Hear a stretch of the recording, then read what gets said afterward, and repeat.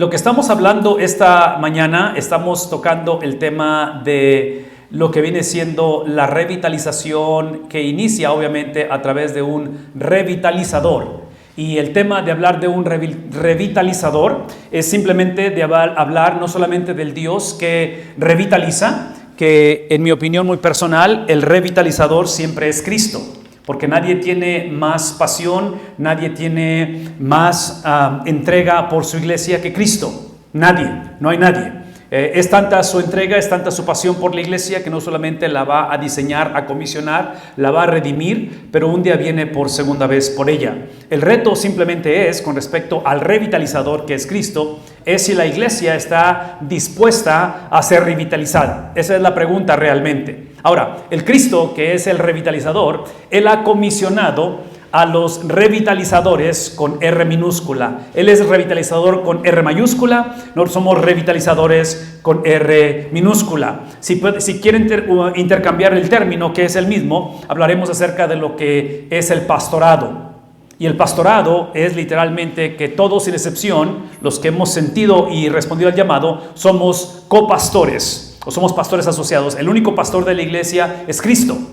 Entonces es el mismo concepto con respecto a la revitalización, y todo esto lo estoy otra vez anteponiendo o usándolo como un cierto tipo de introducción, porque la tendencia potencialmente puede ser, sobre todo en la salud o revitalización de la iglesia, que son sinónimos, salud, revitalización, es pensar que nuestras conferencias van a tener que ver con fórmulas de cómo llevar a la iglesia del punto A al punto B. Y es obvio que hay un componente donde entra la experiencia humana, habilidades, llamado, capacitación, talento, todo está involucrado y no tenemos ningún problema con ello, pero eso no es el motor de arranque de la iglesia. El motor de arranque de la iglesia es Cristo, a través de los medios, a través de los vehículos que Él ha escogido o comisionado. Y así nada más rapidito para que recuerden o seamos recordados, uno de ellos lo encontramos precisamente en la entrega de las llaves del reino. Mateo capítulo 16, la conversación en Cesarea de Filipo, donde Cristo pregunta: ¿quién dice la gente que soy yo? Empiezan a describir los discípulos algunas de las personas que estaban diciendo, y pregunta eventualmente: ¿quién dicen ustedes que soy yo?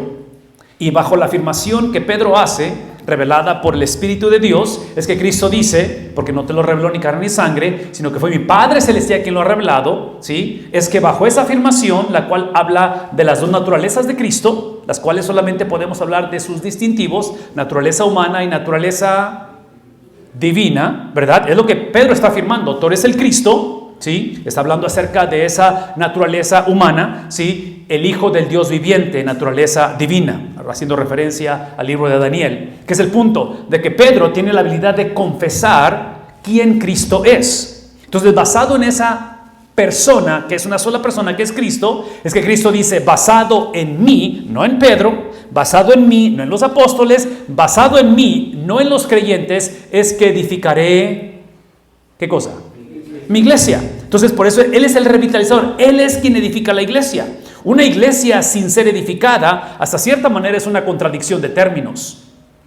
Es fuera de lo normal. Entonces, hablar de estancamiento o hablar de declive de la iglesia, que es una realidad latente y siempre ha existido a través de las edades, nunca la iglesia ha estado en un contexto favorable, siempre se ha movido en contracorriente. Es por eso que el revitalizador es Cristo, y basado precisamente en esa confesión de Cesarea de Filipo, es que podemos afirmar que la revitalización inicia no moviendo la iglesia hacia la victoria, sino la movemos desde la victoria. Cuando Cristo hace esa declaración en Mateo capítulo 16, que eventualmente es cristalizada o es otra vez encarnada a través de la gran comisión en Mateo capítulo 28, todo lo que estamos diciendo es que Cristo en el versículo 18 de Mateo 28, dice Él: toda potestad me es dada tanto en el cielo como en la tierra.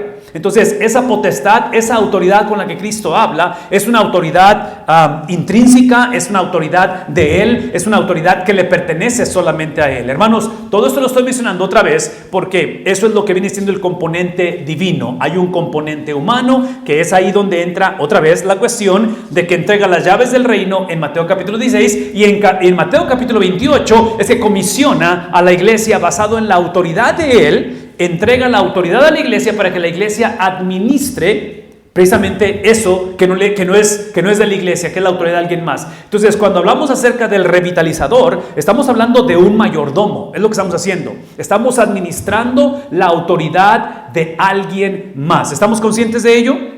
Esto no es nuestra iglesia, inclusive uno de los componentes que entendemos cuando Cristo se ve o se entiende que es el revitalizador, el componente es que todo revitalizador, todo pastor, todo líder, todo sin excepción, todo pastor es pastor interino, no hay pastores permanentes. Todos estamos aquí por una temporada, todos estamos aquí simplemente por un periodo en el cual Dios nos ha comisionado, del cual daremos cuentas y del cual es extremadamente importante, y por eso estamos aquí esta mañana, de recibir o de poder, como luego decimos, el poder crecer en el sentido de poder llevar a cabo esa tarea como Él lo demanda o Él lo requiere. Entonces, pensemos de esa manera por un momento. Hermano, vamos a la que sigue, porque la que sigue es la que ilustra. Esa es la aplicación que mencioné al principio de la que estamos hablando. Entonces, esos dispositivos, si gustan descargarla, van a poder ahí encontrar o ver parte de esto que estamos describiendo, que puede ayudar para la comunicación, para la cuestión de usar este tipo de recursos que consideramos que pueden ser de bendición para la iglesia. Así es que si tienen oportunidad de descargarla, ahí está eso para ustedes. Déjenme hablar, perdón. Oh, se movió. Regrésate tantito, hermano, por favor. Ahí está. Así se llama, Bible Lessons International. Es el nombre de la aplicación, donde estén sus dispositivos ahí. E inclusive, yo les voy a dar ahorita una tarjeta de presentación que traigo, que voy a compartir con ustedes. Y esa tarjeta de presentación tiene un código QR, que también es otra opción. Nada más de escanearlo y ahí lo pueden descargar también en sus aplicaciones. Podrían usarlo también esta mañana. Una de las características con respecto a la revitalización, y me encantaría que pensaran conmigo por un momento con respecto a esto, es precisamente la cuestión de que la revitalización, y otra vez, piensen en términos de revitalizador y pastorado, ¿ok? Es la cuestión de que cuando Cristo da este mandato, Él establece no solamente esa revitalización, pero Él establece el cómo. Una vez más, no solamente lo declara, también dice el cómo. ¿Me explico? Entonces, piensen en términos de cuestión de su salvación. En cuestión de la salvación del hombre es el producto de que Dios lo declaró. Hace una semana y media nació nuestra nieta. Nuestra nieta, aun cuando mi hija y mi yerno colaboraron, ya saben de qué estoy hablando, y hay un componente de 9 meses de gestación o de embarazo, vean tantito, esa niña nació porque Dios dijo simplemente que existiera. ¿Estamos conscientes de ello? Es exactamente lo que pasó en tu vida con respecto a tu salvación. Tú eres salvo, si conoces de Cristo, es simplemente porque Cristo, ¿qué cosa? Lo declaró. Cuando Él declara una cosa, las cosas suceden. Ahora, aquí está mi punto.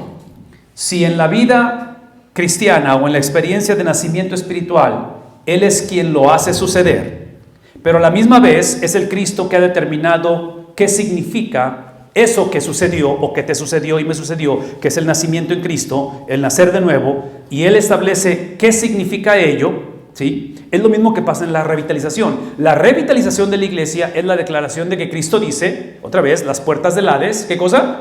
No prevalecerán contra ella. Es la declaración que hace de la gran comisión, de ir por todo el mundo. Entonces, ¿qué es el punto? Es el Cristo que lo ha declarado. Por eso dije hace un momento que la revitalización no la llevamos a cabo, el revitalizador no se mueve hacia la victoria, no vamos para la ver qué sucede o a la ver cómo nos va, nos movemos desde su victoria, porque Él ya lo declaró, ¿verdad? Entonces hablamos de 2 venidas de Cristo, su primera venida, su segunda venida. Mi argumento va a ser que la más importante, las dos son importantes, pero la que tiene, donde encontramos esa victoria no es en la segunda venida, la victoria es en su primera venida. Porque en su primera venida, Él literalmente hizo todo lo que era necesario para complacer al Padre, de tal manera que la justicia, la venganza, la ira de Dios que le correspondía a cada uno de nosotros fue puesta en Cristo. Pablo dice en Corintios que el que no conoció pecado, ¿qué cosa? Por nosotros se hizo pecado. Esa es la satisfacción de las demandas, que es la palabra de Dios, que el Padre estableció desde antes de la fundación del mundo. Y esas demandas están basadas no en el hecho de que nosotros fuimos faltos para cumplirlas, están basadas en su santidad. Esas demandas son las que más necesitamos. Necesitamos tener, en otras palabras, la adoración a Dios es declarar quién es Él, Y cuando declaramos quién es Él, sabremos quiénes somos nosotros. Y al saber quiénes somos nosotros, basado en quién es Él, es que sabremos qué hacer.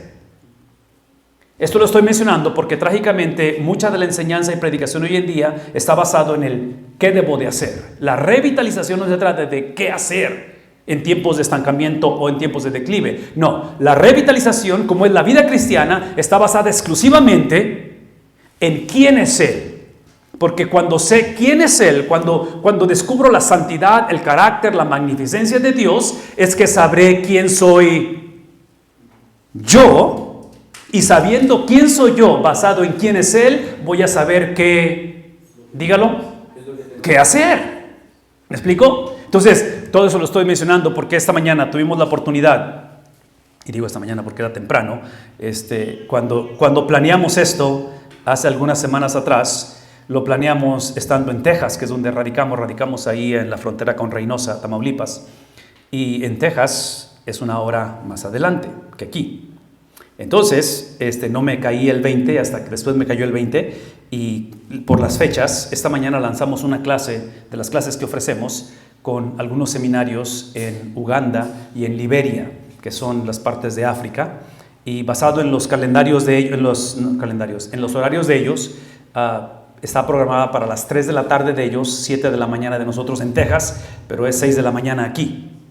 El punto es que esta mañana a las 6 de la mañana estaba enseñando una clase de 6 a 8 de la mañana y parte de, estamos enseñando lo que es el panorama del Antiguo Testamento con pastores y líderes de esos países. Y iniciamos hoy y cubrimos de una manera muy panorámica, muy rápida el Pentateuco. Y lo que les recordamos a los pastores es que el Pentateuco, cuando hablamos de Génesis a Deuteronomio, al final de la conversación es Dios revelando quién es Él, su carácter. ¿Me explico? Es Dios revelando quién es Él. Y todo esto lo estoy mencionando porque acuérdense que la cultura de la Biblia, tanto Antiguo como Nuevo Testamento, que una de las cualidades o uno de los distintivos, en este caso del libro de Génesis, por ejemplo, es la cuestión de que la manera en que el autor de Génesis narra la creación y el libro completo, lo narra desde una perspectiva, desde un entendimiento, desde una idiosincrasia, ¿sí? Unos lentes de un monoteísmo, no de un politeísmo, que es el punto, de que la cultura de la Biblia siempre ha sido espiritual, o tiene ese contexto de espiritualidad, pero la Biblia tiene esta característica. Entonces, la característica es que la Biblia está presentando u ofreciendo la perspectiva de que hay un solo Dios verdadero. E inclusive, si adelantan la película y van a Deuteronomio, en la cuestión de Moisés leyendo la cartilla o reintroduciendo la ley, que Deuteronomio son los sermones de Moisés, preparando al pueblo para la conquista, literalmente es el recordarles, ¿qué cosa? Que no se prostituyan, que literalmente se mantengan en una relación exclusiva. El punto que estoy tratando de hacer es que la revitalización empieza desde la perspectiva de quién es Dios, que revela quién soy yo, y entre paréntesis, cuando digo quién soy yo, ustedes lo saben esto, las buenas noticias del Evangelio siempre empiezan con malas noticias. Lo primero que expone la santidad de Dios es la condición depravada de mi persona. Una vez más, lo que hace el carácter de Dios es que revela quién soy yo. ¿Y quiénes somos nosotros? No somos personas que por naturaleza buscamos a Dios. Somos personas que por naturaleza, ¿qué hacemos? Huimos de Dios. El ejemplo al que regreso constantemente es Jonás. Jonás ilustra tu historia y mi historia, ¿me explico? Jonás no estaba buscando a Dios. ¿Qué estaba haciendo Jonás? Huyendo de Dios. En la misericordia de Dios, aquí es donde entra la pasión, la entrega, el revitalizador que va atrás de Jonás. Entonces la historia de Jonás no es nada más la historia de Dios sobre una nación pagana que es Asiria o Nínive, lo cual está incluida. Pero el Dios que va tras los asirios ha determinado cómo va tras los asirios y cómo va a ir a través de Jonás. ¿Me explico? Porque el punto que estoy tratando de hacer es que no solamente Dios declara las cosas, pero Él declara cómo suceden las cosas. La revitalización es el Dios que ha declarado, otra vez, Mateo 16, Mateo 28, declarando quién es Él. Yo soy el Cristo, el Hijo del Dios viviente, y basado en quién soy yo, es que se lleva a cabo Mateo 28, versículo 18, toda potestad me da. ¿Sí? ¿Me explico? ¿Ven cómo está el enfoque en quién? En Él. Otra vez, este es mi argumento. Si lo opuesto a revitalización es estancamiento y declive, este va a ser mi argumento, ¿sí? Y otra vez, soy completo. Hay mucho prejuicio en lo que estoy diciendo, ¿ok? Entonces, tienen la libertad de refutar todo lo que estoy diciendo, pero este es mi entendimiento de la palabra de Dios. Yo voy a argumentar que una iglesia estancada o en declive, es una iglesia que en lugar de enfocarse en quién es ser, para saber quiénes somos nosotros y así saber qué hacer, es la iglesia que invirtió el orden y se ha enfocado en el qué hacer, basado en lo que yo pienso que soy y creo en un Dios que tiene que endorsar lo que yo de antemano quiero hacer. ¿Escucharon lo que acabo de decir? Eso se llama moralismo, eso se llama simplemente deísmo, potencialmente es deísmo, donde crees que hay un Dios, crees que hay un ser supremo, pero es el Dios que si acaso existe, existe para mi beneplácito. Por lo tanto, especialmente ahora que me puse la camiseta de cristiano y fui bautizado y soy parte y soy pastor, la vida tiene que tener este sentido, tiene que alinearse los planetas, el horóscopo y todo lo demás, ¿verdad? Porque si Dios existe, ese no es el Dios de la Biblia. Esa es una caricatura del Dios de la Biblia. Entonces, piensen conmigo en términos de Dios, porque aquí son los principios. Vamos a lo que sigue, hermano. Uno principio es esto, de que realmente la conferencia, aun cuando se llama revitalizador, en realidad es esto, es revitalizadores. Porque la revitalización es una tarea o un trabajo, dígalo conmigo. ¿Qué cosa? En equipo. Porque otra vez, si el propósito de la vida cristiana no es simplemente cielo cuando morimos o evitar el infierno, pero es similitud a Cristo en la tierra, el caminar en similitud... Otra vez, por favor, escúchenme. Lo que acabo de explicar de Mateo 16 y de Mateo 28, las llaves del reino no fueron dadas ni a Pedro ni a los apóstoles, fueron dadas a la iglesia. La gran comisión es dada ¿a quién? A la iglesia. Gracias a Dios por los apóstoles, gracias a Dios por los pastores, maestros, misioneros, todo eso es parte de ello y gracias a Dios tienen su función. Pero estoy hablando en ese sentido porque la tarea de revitalización, que es salud de la iglesia, así como hablamos de similitud a Cristo de una manera personal, ¿sí? Literalmente, la salud de la iglesia, y si están tomando nota, lo que estoy por decir es una de las cosas más importantes que voy a decir. La salud de la iglesia es responsabilidad de todo cristiano. Es lo que estoy tratando de decir. Entonces, una iglesia estancada o en declive, y esto va a sonar un poquito fuerte y otra vez prejuicioso, es simplemente una iglesia con un montón de cristianos irresponsables. O que están esperando que llegue el pastor ideal, modelo, o que la cosa cambie, o no sé qué están esperando, pero es simplemente un montón de gente. Ahora, otra vez, para los que tenemos el privilegio de ser padres, yo argumentaría que no hay cosa más difícil, o una de las más difíciles, es de ver a un hijo irresponsable. Una hija irresponsable. Y cuando hablo de responsabilidad, es simplemente una persona que se causa daño a sí mismo. Que por más que les dices, los orientas, oras, buscas, educas. Entonces, todo esto lo estoy mencionando nada más porque el trabajo de la revitalización literalmente es un trabajo en equipo. Y otra vez, hablar de equipo, escuchen lo que estoy hablando. Estamos hablando de igualdad en esencia, diferencia en función. Una vez más, igualdad en esencia, no existe primera división, segunda división en el cristianismo. Todos somos ministros de Jesucristo, todos hemos sido dotados, empoderados, sellados y tenemos la habilidad de ser llenados de su Espíritu. ¿Me explico? Todos sin excepción. Todos tenemos acceso a la palabra de Dios, o por lo menos debemos de tener acceso.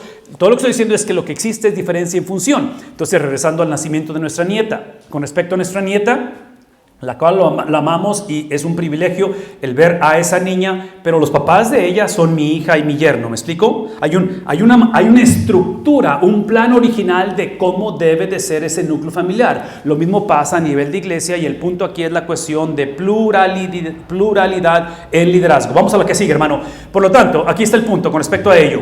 Existen por lo menos, o recomendamos 3 perfiles con respecto a la revitalización, que el revitalizador o el pastor o los pastores somos responsables de crear dentro de la iglesia para poder llevar a cabo esa salud. Parte de ello es cuestión el perfil de membresía. Es el concepto de mover a la persona de lo que entre paréntesis le llamamos como un simpatizante, que en mi opinión muy personal, un simpatizante es un recién convertido, ¿ok?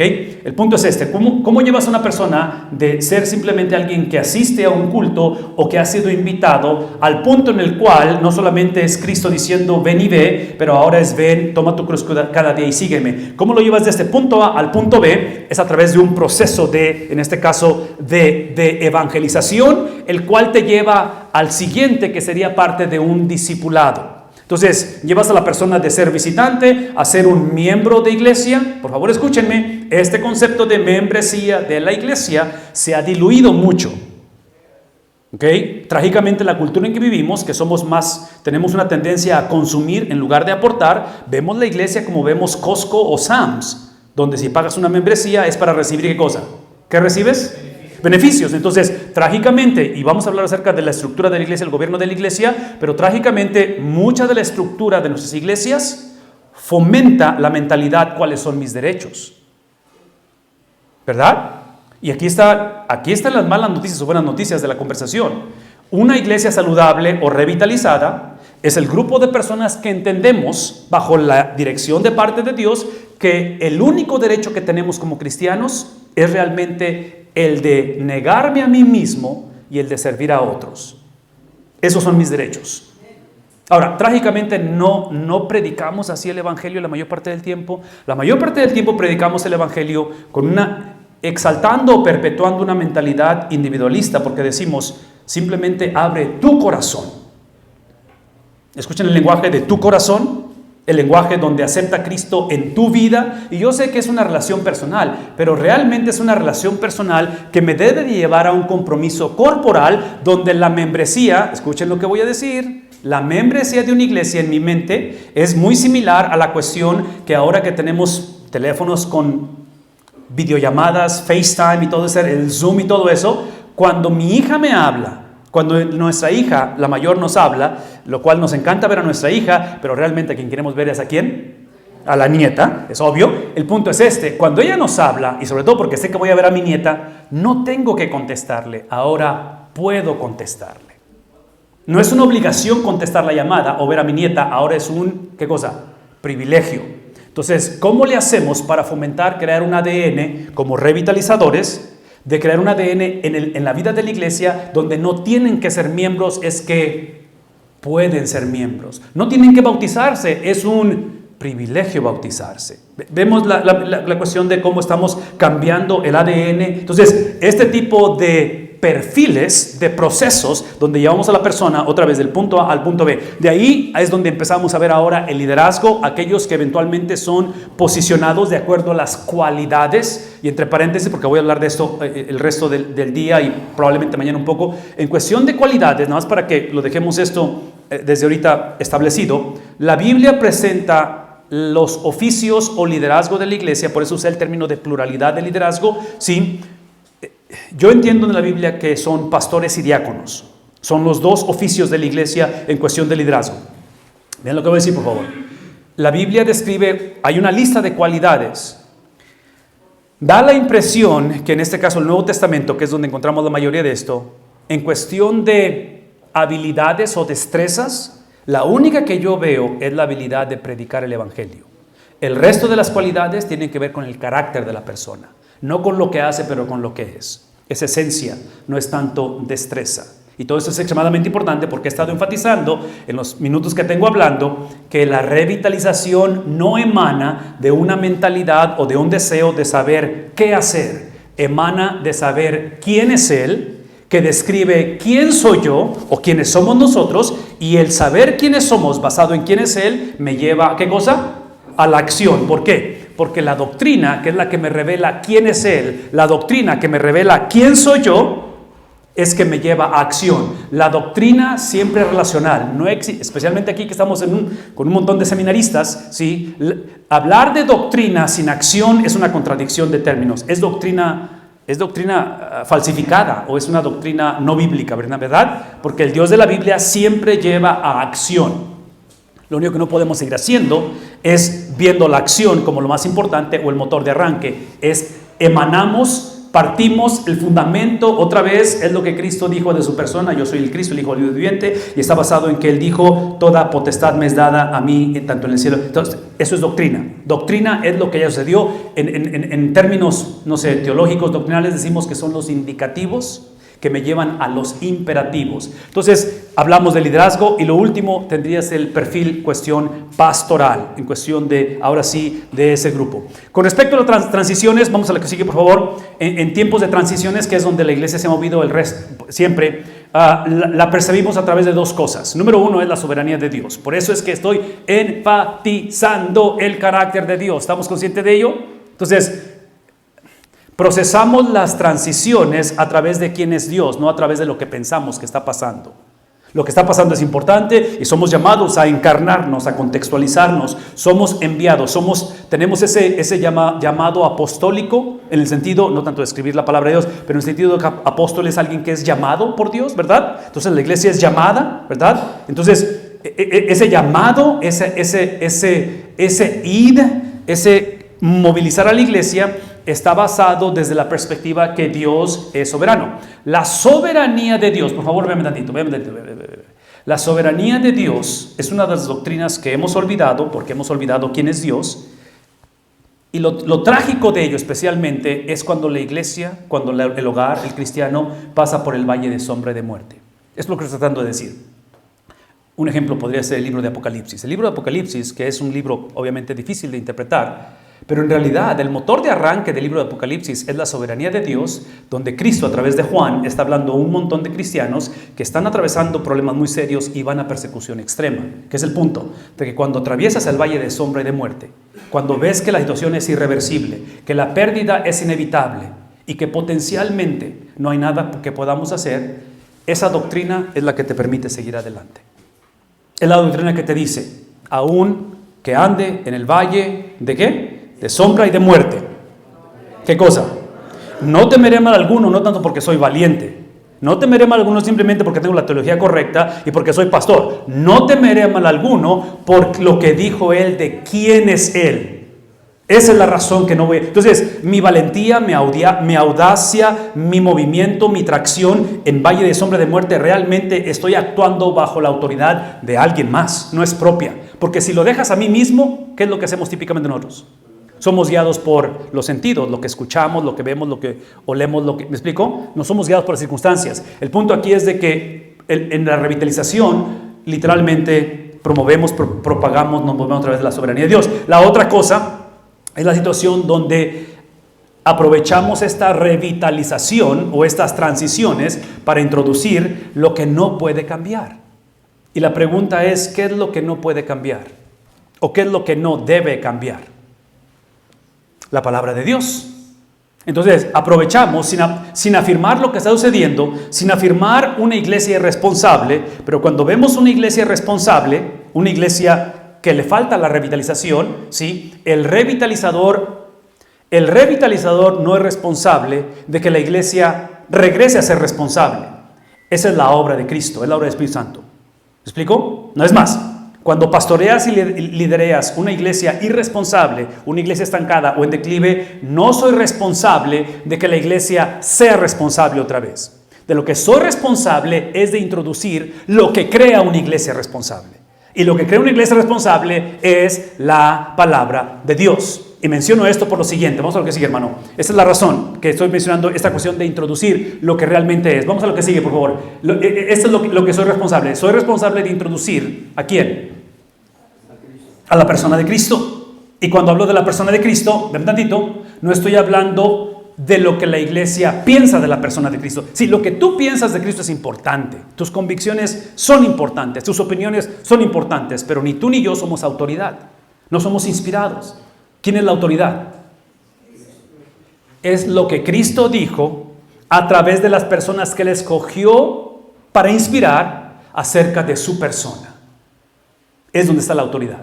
Entonces la cristología, que es el reintroducir lo inamovible, reintroducir la doctrina, ¿verdad? Lo que estamos hablando es literalmente retomar, reintroducir la exaltación de una sola persona.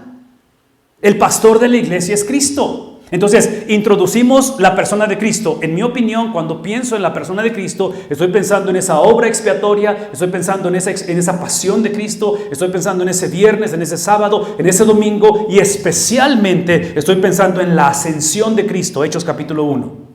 Eso que acabo de describir es para mí la persona de Cristo. Es entender que literalmente esa persona, desde antes de la fundación del mundo, decidió voluntariamente tomar nuestro lugar en una cruz. Literalmente ser sepultado porque va a entregar su espíritu. Literalmente hay una relación, hay un pacto que se forma, que se hace antes de la fundación del mundo, en esa relación perfecta del Dios Trino, donde en medio de todo ello, literalmente el Hijo cede sus derechos. El Hijo decide convertirse en el siervo sufriente. El Hijo voluntariamente se convierte en varón de dolores. La iglesia, escuchen lo que dice, la iglesia revitalizada tiene que volver a retomar o rearticular el testimonio de Cristo. Trágicamente hoy en día muchas iglesias somos muy buenos en platicar o compartir nuestro testimonio. Y nuestro testimonio es importante, pero nuestro testimonio es como el vestíbulo, es la entrada. Tenemos que llevar a la persona ¿a dónde? al testimonio de Cristo. ¿Me explico? Y trágicamente mucha gente hoy en día piensa que el evangelio es lo que me pasó a mí. No. El evangelio es lo que le pasó a Cristo. Y lo que le pasó a Cristo ha transformado mi vida. Yo simplemente soy destinatario de ello. Entonces, hablamos de la persona de Cristo. La otra cosa que es inamovible o que aprovechamos para introducir en tiempos de transición es lo que Cristo hizo. Porque lo que Cristo hizo, que es la misiología o es la obra de Cristo, está basado en lo que Cristo dijo. Entonces, lo que Cristo dijo, Cristo lo encarna. Cristo no es el tipo de persona que simplemente va a proporcionar, enseñar o educar gente simplemente compartiendo la sabiduría de Dios y la palabra de Dios. Cristo es la palabra de Dios hecha carne. Cristo, ¿ve lo que voy a decir? Sí, aquí es donde pienso en su primer sermón, el sermón del monte, Mateo 5 al 7. Cuando hablamos de las bienaventuranzas, por favor escúchenme, las bienaventuranzas, en mi opinión muy personal, en mi interpretación, no creo que fueron dadas para que la audiencia, en este caso de Mateo o de Cristo, y la iglesia a través de los años, hagamos u obedezcamos las bienaventuranzas. Las bienaventuranzas fueron dadas para decirle a la nación de Israel, esto fue lo que Dios desde un principio los comisionó a hacer. Pero es obvio que la nación de Israel, como la iglesia hace 2000 años y 2000 años después, continuamos fracasando en obedecer a Cristo, ¿verdad? Que es el punto, que cuando Cristo viene y predica o el sermón del monte, pero las bienaventuranzas en particular, esas bienaventuranzas literalmente es Cristo diciendo, yo soy el cumplimiento de ello.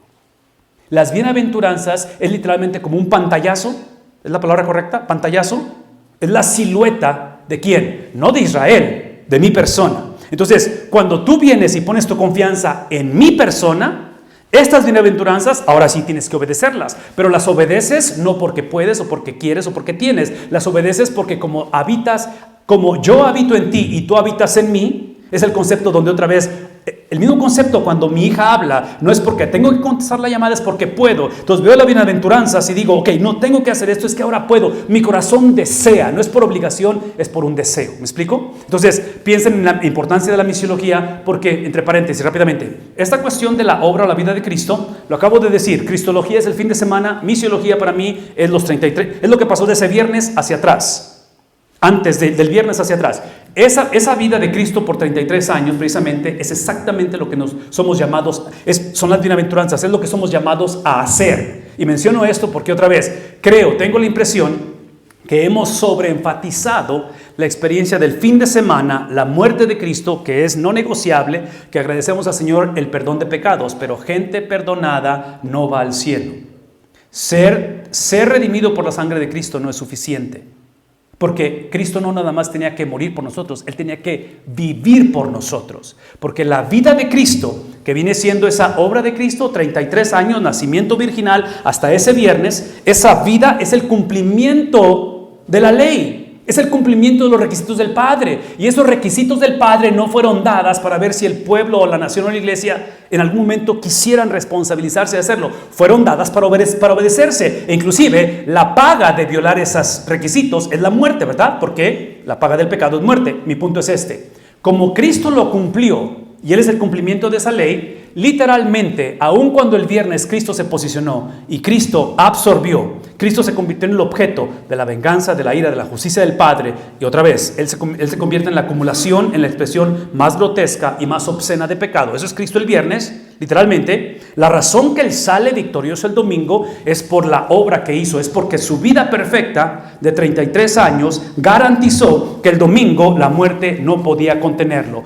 La razón por la cual tú y yo tenemos la garantía de una resurrección es porque nosotros, aunque nuestra obra o nuestra historia está lejos de ser perfecta, pero nuestra obra y nuestra historia literalmente ha sido posicionada y poseída por la obra y la historia de alguien más. Su nombre es, de tal manera que Pablo va a decir en Romanos, no hay condenación para los que estamos en Cristo. Entonces, la seguridad de mi salvación no está basada en que tengo la teología perfecta, en que tengo pasión por las almas y en que he mejorado en la cuestión de pecar. Nada de eso. La seguridad de mi salvación está basada exclusivamente en lo que Cristo dijo de su persona, ¿verdad? Y en lo que Cristo hizo por 33 años. Eso se le llama doble transacción, donde mi pecado es puesto en Él y su justicia es dada a mí. Hermanos, cuando hablamos de una iglesia en transición, ya hablamos de una iglesia que está pasando situaciones difíciles, pierde pastor, o pierde pastor otra vez, nos duró solamente 6 meses, 1 año, o tenemos 6 años sin pastor, es la oportunidad que tiene la iglesia para reintroducir, ¿qué cosa? Lo inamovible, e introducir la doctrina, introducir lo que es el carácter de Dios, la soberanía de Dios. Y al final, obviamente, está la novia de Cristo, porque la novia de Cristo, otra vez, lo he estado explicando, ha sido comisionada para recibir esto, ¿me explico? Entonces, la iglesia, la novia, la eclesiología, literalmente es simplemente un montón de gente, un grupo de personas bajo el diseño, la estructura de Dios, que estamos por describirla, literalmente administrando, ¿qué cosa? A la persona y a la obra ¿de quién? Eso es la revitalización, es la administración, es la mayordomía. Escuchen lo que voy a decir. Iglesias que típicamente nos estancamos o vamos en declive, es el tipo de iglesias que este orden que ven en la pantalla está invertido. Es el tipo de iglesia que va a empezar consigo misma. Es el tipo de matrimonio, es el tipo de pastor que dice, yo soy la bujía del equipo, ustedes son un montón de suertudos que me tienen a mí como pastor. Es el tipo de matrimonio donde literalmente navegamos, lidiamos con el matrimonio, con las finanzas, con la crianza de los hijos, con la sexualidad, de acuerdo a mi criterio, mi experiencia, mi sentir, mi teología, mi ideología, y solamente quiero un Dios que simplemente bendiga esa agenda. Eso nunca ha existido. El Dios de la Biblia no existe para bendecir agendas absolutamente de nadie. Él vino para implantar una sola agenda, y es la agenda del reino, en el cual Cristo es el Rey. Eso es lo que significa.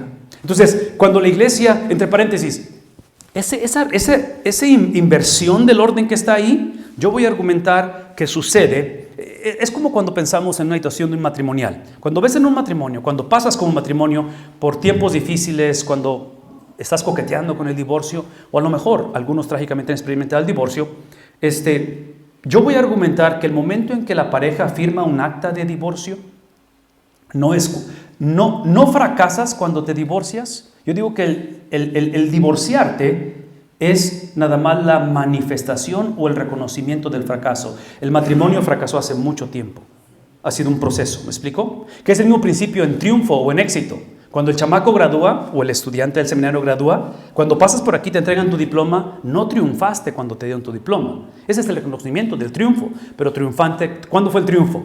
Cuando te registraste, tomaste exámenes, hiciste los ensayos, ¿me explico? Es el proceso, que es el punto, de que cuando hablamos acerca de una iglesia con este orden invertido, yo voy a argumentar, es un proceso. Yo creo que no hay iglesia que se despierte en la mañana y diga a su pastor y sus líderes, necesitamos ser egocéntricos, necesitamos realmente creernos o convertirnos en el centro del universo. No, sucede a través de un proceso. Esta es la razón, esto es lo que estoy tratando de decir. Esta es la razón por la cual, de una manera cotidiana, de una manera habitual, el predicar a través de libros de la Biblia, llamamos esto predicación expositiva, el predicar a través de libros de la Biblia me forza, ¿ven lo que voy a decir? Me forza a recordar que en la predicación, porque la Biblia es un libro cristocéntrico, la Biblia no se trata de la iglesia, la Biblia no se trata de la nación de Israel, la Biblia no se trata de ti y no se trata de mí. ¿De quién se trata la Biblia? Entonces, adivinen qué. Si soy fiel al texto, esto que está en la pantalla va a suceder orgánicamente. ¿No? ¿Sí? Simplemente se va a dar. No tengo que preguntarme, ok, ¿qué predico para que la iglesia se anime o diezme? No. Si predicamos el consejo completo de Dios, entonces lo que típicamente decimos es esto, es que el texto determina el sermón. Yo no puedo simplemente decir, tengo un sermón, ¿qué texto puedo escoger para afirmar lo que ya quiero decir? No. El texto determina el sermón. La otra cosa es que el predicador no escoge el texto escoge el predicador. Porque lo que voy a decir no es lo que yo pienso que la iglesia necesita o lo que yo pienso de acuerdo a lo que estudié, lo que me pasó. No. Tengo que predicar lo que piensa el autor original. Tengo que predicar lo que entendieron la audiencia o destinatarios, quienes recibieron ese mensaje originalmente. Si acaso puedo indagar, no siempre podemos saber a quién se les escribió, pero tengo que saber qué es lo que ellos entendieron de lo que dijo la única persona que está inspirada, que es el autor humano, el cual su conocimiento, su inspiración emana del autor de la Biblia, que es el Espíritu Santo. Eso se llama hermenéutica, se llama interpretación de la Biblia. Y el punto aquí es que eso es lo que está detrás de lo que está en la pantalla. ¿Estamos conscientes de ello? Porque lo que quiero hacer, en el privilegio que tengo de ser revitalizador, de ser pastor, de tener la comisión, el llamado de comunicar la palabra de Dios, la centralidad de la predicación de la palabra de Dios es una de las herramientas que me va a permitir mantener la iglesia bajo ese diseño a través de la exposición de la palabra de Dios. De otra manera, voy a tratar de buscar otros objetos, otros tipo de ayudas que se convierten como en una muleta y donde potencialmente empiezan a confundir a la iglesia. Con esto voy a terminar porque sé que mi tiempo se está acabando, pero déjenme nada más 2 minutos y con esto termino. Vamos a lo que sigue rápidamente, porque quiero introducir esto rápidamente. La revitalización de la iglesia local requiere, demanda, exige un gobierno eclesiástico que le permita al revitalizador, ¿qué cosa? Hay que pastorear, el revitalizador tiene que revitalizar, tiene que llevar a cabo la tarea que se le ha encomendado. Entonces, quiero que piensen conmigo en estos términos con respecto a esta estrategia, porque es lo que vamos a ver en la próxima conferencia. Es la ocasión, hermano, se acabó el tiempo, ¿verdad? Ok, 12:15, no sé qué hora son, no tengo reloj. ¿Cuánto me queda? Media hora, ok, perfecto. Entonces, no vamos a terminar, ok. ¿Están bien? ¿Sí? ¿No? ¿Sí? Sí. Tengo la impresión que están pensando en el pan que estaba allá afuera. ¿No? ¿No están pensando en el pan? Porque yo sí, porque no agarré. Y yo he venido a Tangancícuaro a comer pan. Porque sé que Tangancícuaro tiene esa fama. O no tiene esa fama del pan. Aquí. Ok, no sé, pero el punto es que me encanta el pan. Ok, déjenme pensar rápidamente entonces en esto. En cuestión de esta estructura, de este gobierno, piensen en el diseño, ¿verdad? Diseño. Entonces ya hablamos del principio, ya hablamos acerca de ciertas cualidades que vamos a desplegar un poquito más. Pero ¿estamos conscientes con esta terminología de gobierno eclesiástico? El sistema, el contexto, la estructura de la iglesia. ¿Sí? Escuchen lo que voy a decir, por favor, por favor, por favor. Y otra vez, aquí no quiero meterme en problemas con nadie porque sé que estoy entre bautistas, lo cual es un privilegio. Mi trasfondo, mi teología, mi doctrina, mi educación académica ha sido entre bautistas y es un privilegio, pero escuchen lo que voy a decir. Nada en contra de lo que hacemos y nuestros gobiernos o sistemas. No estoy en contra, porque en un momento dado, esto es lo que estoy en contra. Lo que estoy en contra, regrésate uno hermano, regrésate. Esto es lo que estoy en contra. Lo que estoy en contra es que si esto se negocia, todo es un caos. Y el gobierno se convierte en un impedimento en ese sentido. Cuando el problema no es el sistema de gobierno, el problema es el carácter de aquellos que gobiernan. ¿Estamos conscientes de ello? Entonces tú ponme diferentes gobiernos de iglesia o eclesiásticos y podemos hablarlos y potencialmente negociarlos. Pero lo que no podemos negociar es quién gobierna. Porque la Biblia es bien clara en quién califica para gobernar la iglesia. ¿Estamos de acuerdo en ello? Y tengo la impresión que trágicamente lo que hemos hecho, es que hemos puesto el énfasis en el gobierno o los sistemas a expensas de el carácter de aquellos que Dios ha comisionado para usar los sistemas. Una manera fácil de ilustrar esto, que va a sonar un poquito prejuicioso, es precisamente el matrimonio. Hoy en día el matrimonio es un sistema, es un parámetro, es un diseño que Dios estableció con propósitos divinos, ¿verdad? Pero cuando exaltamos el sistema o el regalo, en lugar de enfocar al dador del regalo, que es Dios, empezamos a redefinir el matrimonio. Y tenemos un caos hoy en día. ¿Me explico? Entonces el problema no es el matrimonio, el problema que es el carácter del individuo que piensa que tiene la autoridad de redefinir cosas que no pueden ser redefinidas. Entonces traduzcan esto en el liderazgo de la iglesia. El liderazgo de la iglesia es establecido bien. Yo voy a argumentar que especialmente las epístolas, que es la mayoría de los escritos del Nuevo Testamento, están dadas porque la esencia de el liderazgo de la iglesia, no tanto el sistema, pero la esencia ha sido negociada. Entonces la iglesia está siendo liderada por gente que no califica. Eso es mi punto. Entonces tienen que entrar los apóstoles a lidiar con todo ese tipo de situaciones. Ok, regresemos a la otra. Estamos aquí en cuestión del gobierno eclesiástico y muévete hacia adelante, hermano. Una más. Entonces, quiero dar el ejemplo de Efesios. Efesios es una carta, obviamente, en el Nuevo Testamento. Es una de esas cartas que Pablo va a escribir en un contexto que es el contexto típico del Nuevo Testamento. Esas cartas es la infiltración de doctrina torcida, doctrina corrupta, de liderazgo corrupto, ¿verdad? En otras palabras, eso es Efesios. Efesios está lidiando con una situación donde el gnosticismo se ha hecho presente y está haciendo estragos en la iglesia. Escuchen lo que estoy por decir. Una característica de una iglesia irresponsable, estancada en declive, una característica de una iglesia que ha permitido doctrina, falsos maestros, falsa doctrina, típicamente no lo ven en el espejo. Sucede en los famosos puntos ciegos. Los carros, antes de la inteligencia artificial, sí, tienen sus espejos laterales, y en el espejo lateral hay un punto que no alcanzas a ver. Es un punto ciego, ¿verdad? Entonces, toda iglesia tiene puntos ciegos. Todos lo tenemos. Por eso necesitamos el querigma, la predicación de los apóstoles, la enseñanza apostólica, la autoridad bíblica, que es mi punto. Que Pablo está escribiendo una iglesia en la cual ya se aventó 3 capítulos, este es el capítulo número 4, y específicamente el versículo 11. Versículos 1 al 10 del 4, que no tenemos tiempo de leer, yo voy a argumentar, es el epicentro de la carta, donde Pablo, vean tantito, Pablo lo que hace en Efesios, que es lo que hace en cada una de sus epístolas, y es lo que hace cada uno de los apóstoles, y es lo que hacen todos los profetas, vean tantito. La manera en que escriben es exaltando y presentando literalmente la cristología y la misiología. Entonces, versículos 1 al 10 habla acerca del pleroma, que es esa palabra griega que habla acerca de la plenitud, de la totalidad de Dios, que Él lo llena en todo, que todo emana de Él, que literalmente para tener acceso a Dios es a través de Él. ¿Por qué? Porque en los Efesios, en la carta, en la iglesia de Éfeso, la cual Pablo ha comisionado un revitalizador para que vaya y revitalice. Su nombre es un joven llamado Timoteo. ¿Recuerdan eso? Ok, Timoteo tiene que lidiar con parte de la doctrina corrupta, es que se había infiltrado la enseñanza de que el pleroma o la plenitud en la vida o para conocer a Dios era a través de ciertos códigos espirituales secretos, a través de ciertos seres celestiales donde solamente se revelaba a una cierta élite. Y Pablo dice, eso es completamente en contra del evangelio. La plenitud de Dios, la revelación suprema de Dios es Cristo Jesús. Y la única manera de conocer al Padre, el que conoce al Hijo conoce al Padre. Es el mensaje de Pablo. Versículos 1 al 10. El versículo 11 en adelante es lo que significa que Cristo sea el revitalizador, que Cristo sea el pleroma, que Cristo sea el pastor de la iglesia, que Cristo lo llene en todo. ¿Qué significa ello? Bueno, qué bueno que le preguntaron a Pablo, porque va a responder a la pregunta. Y dice, basado en lo que acabo de explicar, versículos 1 a 10, dice, ¿y Él? ¿Quién es Él?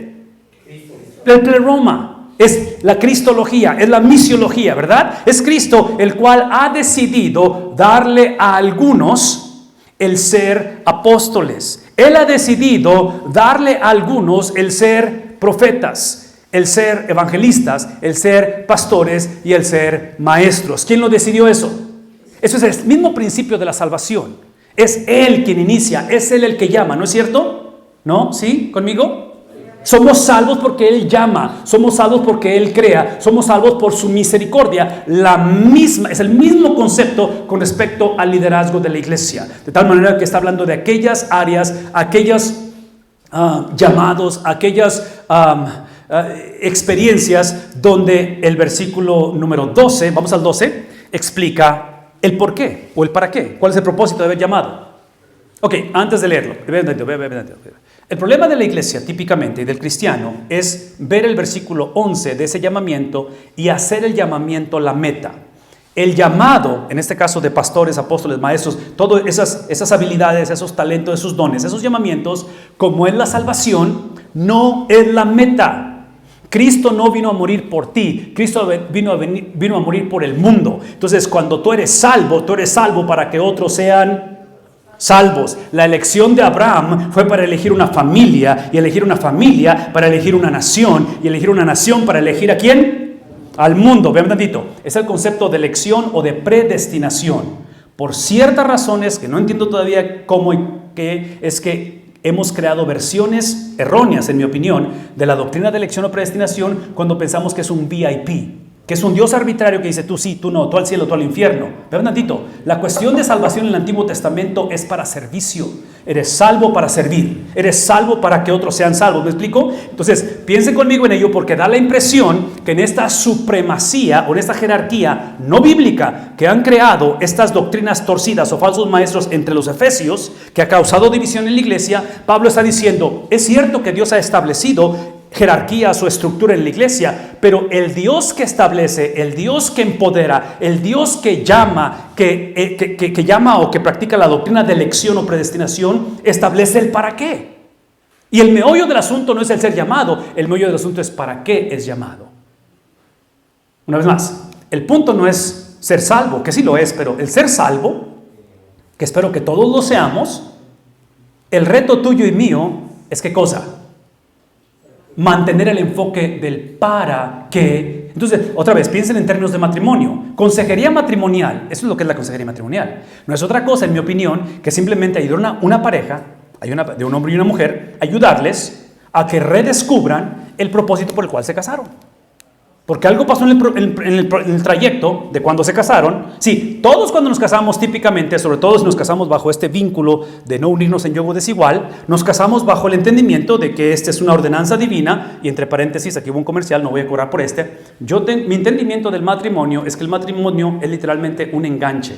¿Recuerdan los enganches cuando das un enganche anteriormente? ¿Sí? Es un enganche de lo que está por venir. Lo que está por venir, y esa es la razón por qué no va a haber bodas o no nos daremos en matrimonio en el cielo. ¿Saben por qué? Porque en el cielo va a haber un solo matrimonio que es entre Cristo y la iglesia. Entonces el matrimonio tuyo, el matrimonio mío, literalmente es la anunciación, es un tipo de profeta para decirle al mundo esto es lo que está por venir.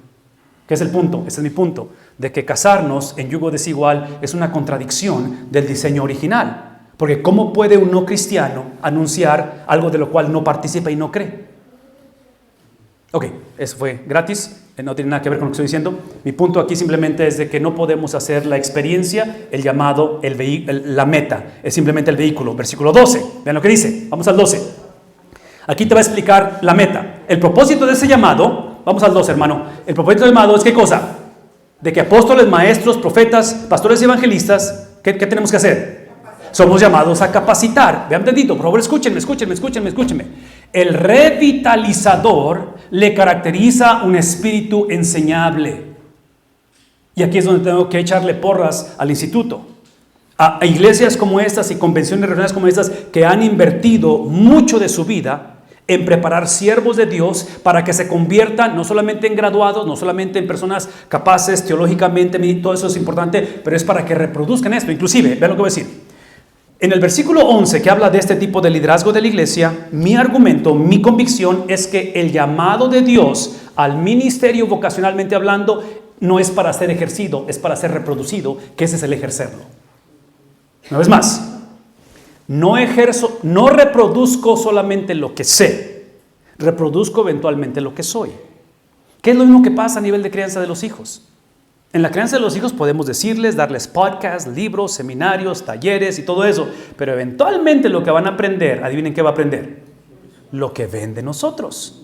Porque nosotros somos la encarnación, somos la expresión, somos la cristalización de convicciones. Nuestros pensamientos eventualmente dan luz a acciones. Y es lo que cotidianamente nuestros hijos o la iglesia ven. Menciono todo esto porque cuando hablamos acerca del concepto de capacitar, quien capacita es el que está constantemente siendo capacitado. ¿Qué es la implicación? Esa es la implicación, porque sé que ahorita aquí hay exalumnos. Mi deseo y anhelo es de que instituciones como estas se conviertan en lo que vendría siendo, cuando piensan en el diseño de un edificio y piensan en unos planos que tiene que el arquitecto diseñar. Es el plano, ¿verdad? De lo que va a ser la educación teológica formal, yo diría que son los planos para que el estudiante, el revitalizador, el pastor, se convierta en un aprendiz el resto de la vida. Entonces, el seminario, el instituto, te da simplemente las facultades, las habilidades, las herramientas para que el resto de la vida continúes haciendo lo que estuviste haciendo aquí. Y menciono todo esto porque otra vez, si nuestro ministerio o nuestra última enseñanza fue hace 15 años, fue hace 22 años cuando estuvimos en el seminario y no tiene nada que ver con lo que estoy viviendo hoy en día, probablemente hemos perdido estabilidad. ¿Me explico? Entonces Pablo está diciendo, hey, el propósito es que capaciten ¿a quién? Van a capacitar a aquellos que han sido apartados. Ok, la capacitación, el entrenamiento y discipulado, ¿recuerdan los perfiles? Son importantes, pero eso no es la meta. La meta es recordarle a la iglesia que son los santos. Y la palabra santo no significa sin pecado. ¿Qué significa? Somos los apartados, ¿verdad? Vean tantito. Por eso es que regreso a la cristología y a la misiología y eventualmente a la eclesiología. El reconocer que somos los santos apartados siempre empieza la conversación en todo sermón con cristología y misiología, recordándonos como iglesia a que antes estábamos apartados de Dios. Porque si se nos olvida que antes éramos advenedizos, que antes éramos extranjeros, Que antes éramos enemigos de Dios y pensamos que simplemente porque no traigo ningún tatuaje y no, ¿me explico? Si pensamos que mi moralidad me califica como santo, es donde nos metemos en problemas serios. Es donde empezamos a invertir el orden. Entonces, otra vez, la predicación expositiva o predicar a través de libros de la Biblia le recuerda a la iglesia que ciertamente somos los santos, apartados para, pero ¿qué es el preámbulo? Que antes estábamos apartados de Dios. ¿Me explico? ¿Y cuál es la diferencia entre estar apartado de Dios y estar apartado para Dios? La diferencia es gracia, y la gracia implica que el Hijo de Dios, el cual es Dios mismo, literalmente fue apartado de Dios. Cuando Cristo clamó y dijo, si es posible que pase de mí esta copa, Él estaba tratando de evitar la copa ¿de qué? De ser apartado del Padre. Estaba tratando de evitar el abandono del Padre, que estando en la cruz, clama y dice, ¿por qué me has desamparado o abandonado? Entonces, ese es el prerequisito para ser declarados santos. Pablo está metiendo en problemas muy, muy serios, Pablo, en usar este lenguaje, porque cuando él dice santos, está hablando de toda la iglesia. Y parte de la división de la iglesia hace 2000 años es que ellos basaban esas categorías o etiquetarse mutuamente de acuerdo al color de piel, del trasfondo. ¿Me explico? O sea, es la cuestión donde la iglesia va dividida y Pablo dice, no hay judío, no hay griego, no hay libre, no hay siervo. ¿Qué es lo que tenemos hoy en día? Todos somos uno en Cristo, ¿verdad? Habla de esa unidad. Ok, entonces somos apartados y el ser apartados es para la obra del ministerio. Entonces, otra vez, esta predicación, esta enseñanza, esta estructura, este diseño, pastores, maestros, evangelistas, profetas, todo eso tiene el propósito de recordarle a la iglesia que tiene que ser capacitada, tenemos que modelar el espíritu enseñable para que, en otras palabras, vean lo que voy a decir, a menos que tengas 1 a 2 años en la iglesia, que acabas de llegar, pero si tienes más de 3, 4 y más adelante, y tienes gente no enseñable, gente que piensa que son sábelo todo, probablemente es el reflejo tuyo como pastor. Solamente tenemos los primeros 2 años para decir, así me los dejó el pastor anterior y después de la división fue un relajo, pero ya para el 3er, 4 año, ya es tu ADN, ¿me explico? Y yo argumentaría que el ADN de la iglesia se inyecta a través del púlpito. Es la predicación que es una de las maneras más efectivas de crear, fomentar un espíritu enseñable cuando mi predicación modela a una persona que no lo sabe todo, pero que constantemente está aprendiendo. Lo modelo. Ok, rápidamente. Es para la obra del ministerio con el propósito de edificar ¿a quién? A edificar el cuerpo de Cristo. Entonces, aquí es donde regreso a lo que dije anteriormente. Una iglesia revitalizada es simplemente un grupo de santos, de cristianos responsables. ¿De qué somos responsables? ¿Recuerdan lo que dije? Somos responsables de que el cuerpo de Cristo sea edificado, de la salud de la iglesia. ¿Qué es lo que significa eso? Qué bueno que me preguntaron. Esto es lo que significa. Si aún cuando yo tengo la verdad, pero lo que estoy por decir y cómo lo voy a decir no edifica el cuerpo de Cristo, adivinen qué. El problema de muchos de nosotros, otra vez, es el concepto que tenemos con respecto a los derechos que tengo de expresión, de hablar, de decir, como miembro de la iglesia, como pastor, como diácono, como mujer, en fin, ¿me explico? Entonces, el punto es que simplemente piensen conmigo que la meta de todo esto es edificar el cuerpo de Cristo.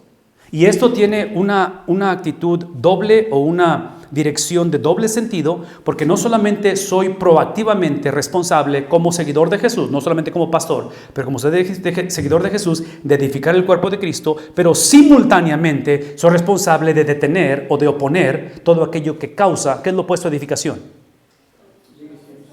Destrucción o división, ¿me explico? Entonces, porque la salud de la iglesia es responsabilidad ¿de quién? ¿De quién es la responsabilidad de la salud de la iglesia? De todos. Entonces, soy responsable no solamente de edificar, pero soy responsable de detener aquello que no produce salud en la iglesia. Por favor, escúchenme lo que estoy diciendo. El reto, y aquí es donde entra la función del revitalizador, el revitalizador o el pastor es responsable de capacitar a la iglesia de que estemos de acuerdo en la definición de edificación. Porque muchos van a pensar, es que esto edifica. No, eso no edifica. Edifica de acuerdo, me explico, a tu definición o a tu experiencia, pero no necesariamente a la salud de la iglesia.